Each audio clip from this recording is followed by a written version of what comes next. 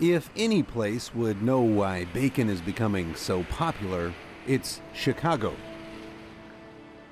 Poet Carl Sandburg called Chicago hog butcher for the world.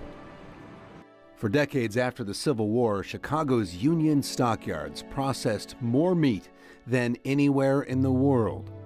Livestock came in from the west by the railroad car full. 40,000 people were employed to move and butcher livestock, and hogs were at the top of the list. During the Civil War, 1.4 million hogs were butchered. Look at the sign in this photo. The capacity to butcher 1,000 hogs an hour in 1906.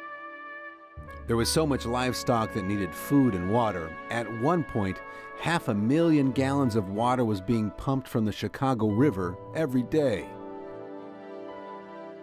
Refrigerated rail cars, a growing trucking industry, and a changing meat industry led to the demise of the stockyards.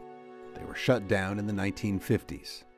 But the stockyards left a lasting legacy, and Chicago will forever be known for its meat. And this place knows bacon. Since 2007, Paddy Long's Beer and Bacon Pub in Lincoln Park has been wallowing in the popularity and goodness that is everything bacon. And get there early to grab a table for their Sunday bacon brunch.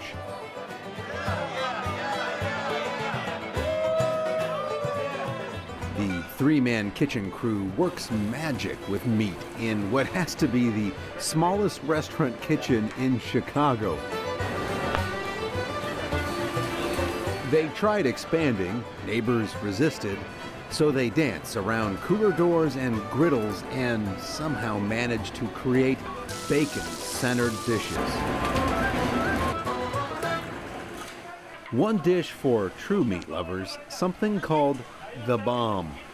They start with 5 pounds of ground sausage, pork, and beef, and then wrap it in a weave of brown sugar bacon.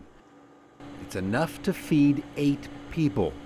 But the truly daring can try to win a t-shirt by eating their own bomb with a side of fries in 45 minutes. Only a handful of people have actually done it.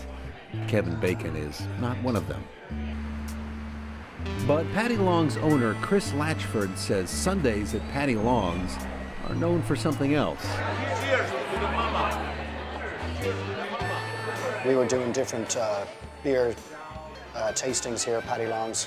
And we just decided one day, you know what, bacon goes really good with beer. Why don't we just throw a slice of bacon out there with each beer we do? 100 people showed up. We knew we were onto something. Now, Chris must use an online reservation system to keep up with the demand for the $36 Paddy Long's Beer and Bacon tastings. Squeezed into the back of the dining room on communal tables, the raucous tasters get their fill. One by one, the tasting flights come out. A beer carefully selected to pair with a specific cut of bacon. How we doing? Ready for round 2? Oh, yeah. All right, good. So guys, this is one of the bacons we do here at Paddy Long's. This is our cracked pepper bacon. And the tasters quickly find out what we consider bacon is just one slice of the worldwide bacon scene. The tasting is also an education on different cuts of bacon. Here's another round right here. Oh, wow. Look at this. That looks amazing. Now this, if I'm not mistaken, this is the jowl bacon. Yeah, what they call the face bacon. It's from the face, huh? It is. How's it go with the bacon? Good combo? Oh, very good combo. Very good combo. This is probably one of the best pairings. I think the IPAs actually are better with most of the bacon so far because of the really hoppiness of the beer versus the sweet and saltiness of the bacon.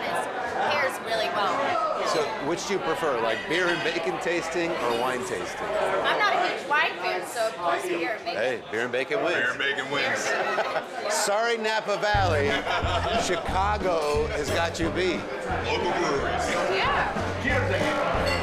It's pretty amazing to see how after a couple of beers and bacons, people start talking to each other about how they haven't tried this before, or they've been to this particular brewery. It's just, you know, opening up people's minds to the different delights of cured pork meats. You know, you look at the Italians and they got pancetta, or you look at the Irish and they've got a different cut of the pig for their bacon. There's different ways to create different bacons, and all of them are interesting. I find most of them to be very tasty, and I find most of them to be even tastier when I pair them up with a beer, so it works. Did you have any idea it would take off the way it has? We had no idea at the time. Obviously we do now, and it's been a great success for us. Long may it continue, but as long as we continue to provide different bacons and combinations with beers that people potentially have not tried before, I think the interest is always going to be there, even for people who've perhaps done the tasting before, but then they come back a few months later and try a whole new different selection. With my newfound knowledge and appreciation of bacon, there was more exploring to do. It was time to leave Chicago, hog butchered to the world.